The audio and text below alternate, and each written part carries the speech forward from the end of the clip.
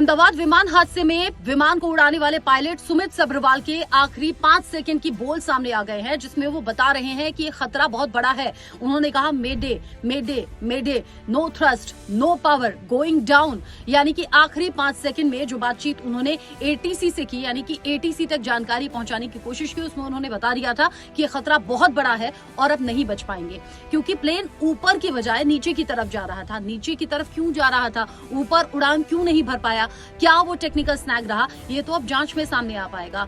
मेडे जो ट्रेनिंग के दौरान सिखाया जाता है, जब बहुत बड़ा खतरा होता है, परेशानी होती है, तब मेडे कॉल लेता है पायलट। यही मेडे कॉल उन्होंने बार बार दोहराया और बताया गोइंग डाउन, अब नहीं बच पाएंगे। यानी पायलट को ये पता लग गया था कि अब शायद ही बच पाए, इसीलिए एटीसी को ये सभी कुछ बातें कही गई थी।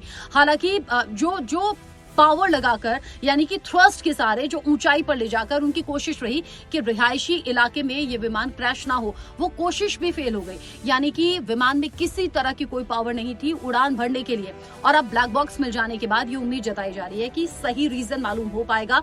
क्या बातचीत हुई थी पायलट को पायलट में, किस तरह की आवाजें कॉकपिट में उस वक्त थी, क्या सिग्नल्स दिए जा रहे थे, क्योंकि एटीसी ने जब तक संपर्क वापस किया तब तक पायलट का कोई जवाब नहीं आया था, यानी कि हादसा हो चुका था। अब ब्लैक बॉक्स के मिलने से उम्मीद जगी है। ब्लैक बॉक्स जिसकी जांच कर रहा है भारत, ब्रिटेन, अमेरिका समेत 8 कुल मिलाकर एजेंसियां हैं जो जांच कर रही है। अगर इंडिया में जांच होती है तो 4 दिन के साथ ये रिपोर्ट आ जाएगी, और अगर इंडिया से बाहर जाती है ये जांच होने के लिए तो करीब 15 दिन का टाइम लग सकता है एग्जैक्ट रीजन सामने आने के लिए, क्योंकि अब तो पीछे से सिर्फ और सिर्फ शव रह गए हैं, उनके रोते बिलखते परिजन रह गए हैं। कोई नहीं जानता कि इस हादसे का रीजन क्या था, और अब देश के साथ साथ दुनिया में ये सवाल है कि इतना बड़ा हादसा हुआ कैसे। इंतजार कीजिए, ब्लैक बॉक्स वाली रिपोर्ट सामने आएगी तो वो सच भी आपके सामने रखेंगे।